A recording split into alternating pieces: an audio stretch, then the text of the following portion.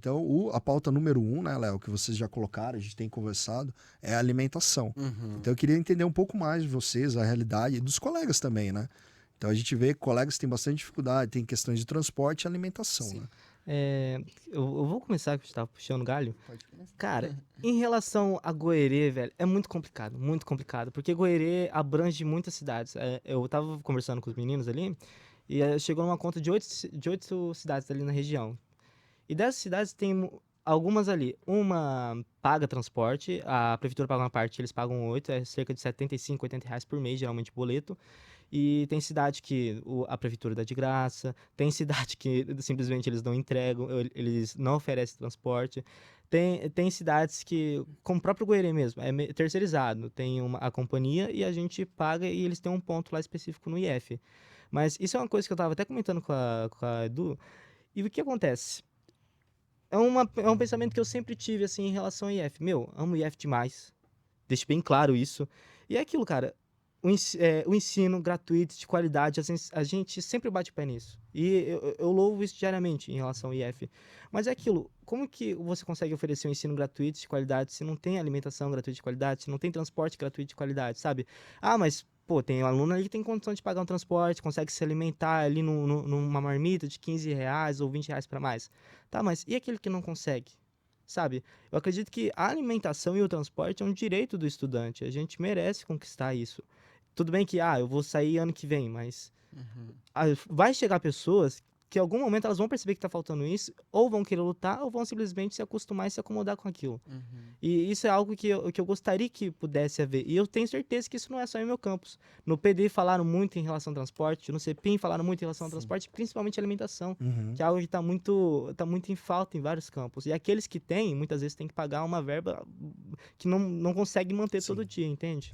Os líderes, vocês são líderes, né? As líderes deixam um legado, né? Se nós estamos na gestão, um legado. Então é um legado que a gente precisa construir junto. Veja, na rede federal, 38% dos nossos estudantes têm renda per capita menor do que meio salário mínimo. 38%. Sim. Né? Então a gente vê que se a gente quer, se o Instituto, ele é, né? Os institutos federais são uma política concreta de inclusão. Né? Mas veja, quando vocês colocam, eu gasto 10, 15 reais por dia, isso a gente multiplica, né, por 20, 22 dias, você vai vendo o impacto na renda familiar isso, né? E lógico, existem soluções, né, de questão de transporte. O recurso não é, a gente sabe, a gente precisa trabalhar junto com as lideranças estudantis, né, para a gente, junto ao governo federal, e é um momento, parece que propício para isso, Sim. para que a gente construa essas questões. Eu tenho visto nas redes sociais vocês trabalhando para isso. Né? Então, eu acredito que a gente consegue entender que existe uma responsabilidade do Instituto, então cada R$ 1 precisa ser muito bem investido, Sim. e existe um trabalho junto ao governo federal, para que a gente amplie o recurso da assistência, para que a gente consiga a alimentação. Né? E também a gente precisa de infraestrutura. Vocês têm refeitório lá, né, Jonathan? Pois é. Então, a gente tem o refeitório, só que nós temos 13 cursos de graduação, né? E tem os técnicos e a gente tem cerca de 3, 4 cursos que funcionam da forma integral. Então, a nossa maior luta, eu digo enquanto DCE, enquanto representante do movimento estudantil, é trazer um restaurante universitário para o campus. Infraestrutura a gente já tem. A gente só falta instrumentalizar isso, né? Mão de obra. É isso. Então, graças a Deus, agora a gente já tem o Plano Nacional da Assistência Estudantil, né? Se Deus quiser, vai virar lei. Já está em votação. Foi uma demanda que o DCE levou para a deputada Alice Portugal, para o deputado Zeca Dirceu, para a gente começar a lutar isso para que de fato vire uma lei. Uma lei e que o estudante consiga um auxílio à moradia, um auxílio à alimentação, para que a graduação não fique maçante no sentido de que todos consigam entrar e permanecer, né? Que nem eu disse ontem na nossa reunião lá da incubadora, no nosso encontro, na nossa inauguração da incubadora de empresas. Não adianta a gente ter uma estrutura maravilhosa se a gente não consegue deixar o nosso aluno, não consegue desenvolver políticas públicas que garantam que aquele aluno consiga entrar e terminar a graduação, o ensino técnico, né? Então, a gente precisa, de fato, que isso vire uma responsabilidade de uma futura reitoria para que a gente assuma de fato e entenda a realidade dos estudantes, né? Palmas, graças à administração municipal, agora tem o Tarifa Zero, que é um transporte, porque o Campus Palmas fica a 5 quilômetros do centro, é longe. A gente já tem o transporte municipal. É uma luta enquanto eu for o presidente do DCE, e vou passar essa luta para a próxima gestão, caso, né, eu não me reeleja. Que tem que continuar, né? A gente vê em várias câmaras também de vereadores de vários municípios do Brasil, projetos que eles conseguem destinar recursos para as universidades locais. Então, forma tem. A gente só precisa colocar a cara e a coragem e bater de frente e começar que os administradores públicos trabalhem para o público e não para seus interesses próprios. E essa é a minha luta. Eu vejo, você coloca assim, responsabilidade, né? É uma responsabilidade da próxima gestão. A alimentação, a gente vê ela como uma política mesmo, né? De permanência e êxito dos estudantes. E principalmente do grupo que eu falei, os 38%. A gente está falando a nível nacional, mas no Paraná não muda muito disso. Né? Então, os nossos estudantes só vão conseguir permanecer e ter êxito, né, se a gente tiver uma política, né, efetiva de alimentação. Então, assim, tem questões assim, o meu campus muitas vezes não tem cantina, o meu campus não tem refeitório, aí vem o refeitório, o meu campus não tem alimentação subsidiada, ou uma empresa de alimentação tem uma cantina dentro. Então, a gente tem inúmeras realidades dentro do IFPR. E a gente precisa saber trabalhar com tudo isso. Né, Eduardo? Eu sei lá que vocês têm, né, a cantina, mas não tem o refeitório. Isso. Como que é para vocês lá a questão da alimentação? A alimentação é um pouco prejudicada em si, porque ou o aluno leva a marmita ou pede marmita, só que às vezes a marmita ainda demora para chegar.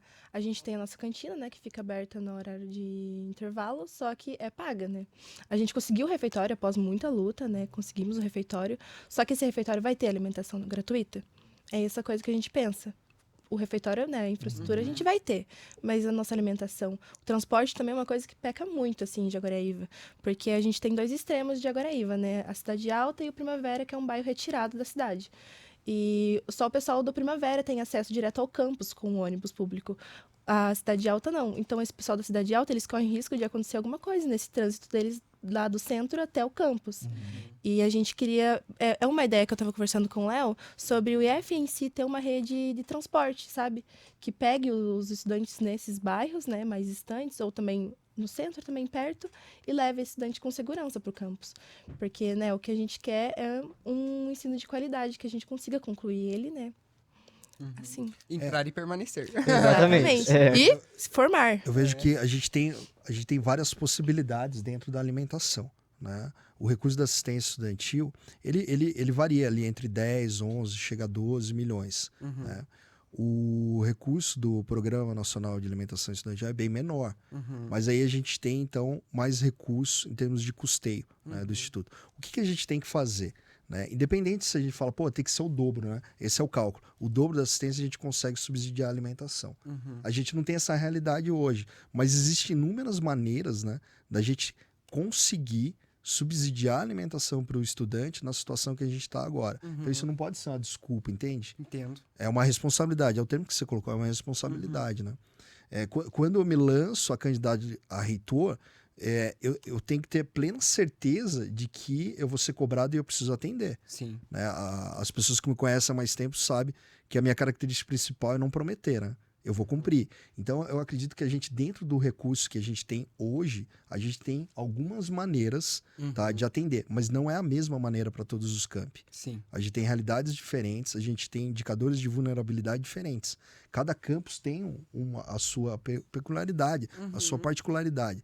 A gente precisa olhar para o campus e para o estudante de maneira mais individualizada. Sim.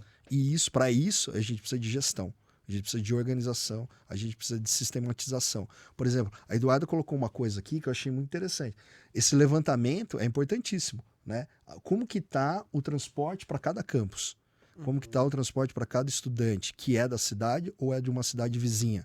Né? Como que está a relação com a prefeitura de cada campus? Muitas vezes a gente está focando na consolidação da infraestrutura, né? Dos servidores que precisam vir, da capacitação, né, do ensino, da pesquisa e extensão, mas você precisa chegar lá, você precisa se alimentar, né? Sim. Então esse também é um ponto que a gente precisa ter bastante sensibilidade para olhar. E fazer esse trabalho político também, junto com as lideranças, né, e também com as prefeituras, né? Sim. Então, essa questão do transporte, até isso, é muito diferente. Alguns lugares é gratuito, né? Outros já não. E esse impacto é gigantesco, né?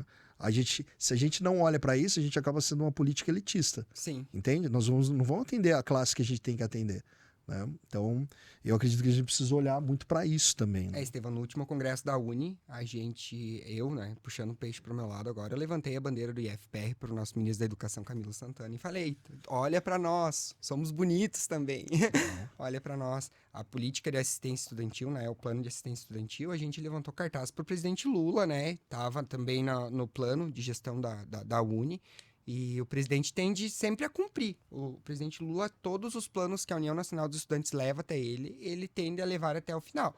Então, com certeza, com essa parceria entre governo, reitoria e comunidade acadêmica, isso só tende a crescer e ficar muito bom. Então, vamos junto nessa. Eu vejo assim, Jonathan, Léo e Eduarda, pra gente, muitas vezes, veja, eu falo da assistência, falo do número, né? Aham. Mas o estudante tá lá na ponta, é a fome, né? Ou é a impossibilidade de ir até o campus, né? Exatamente. De vocês, os colegas. Então, a gente precisa olhar isso de uma maneira muito forte e cobrar de uma maneira muito forte. Né? E cobrar, lógico, cobrar a gestão da organização, sistematização e atendimento, né? E o que faltar, a gente ir atrás disso, né? Acho que esse é um ponto também importante, né?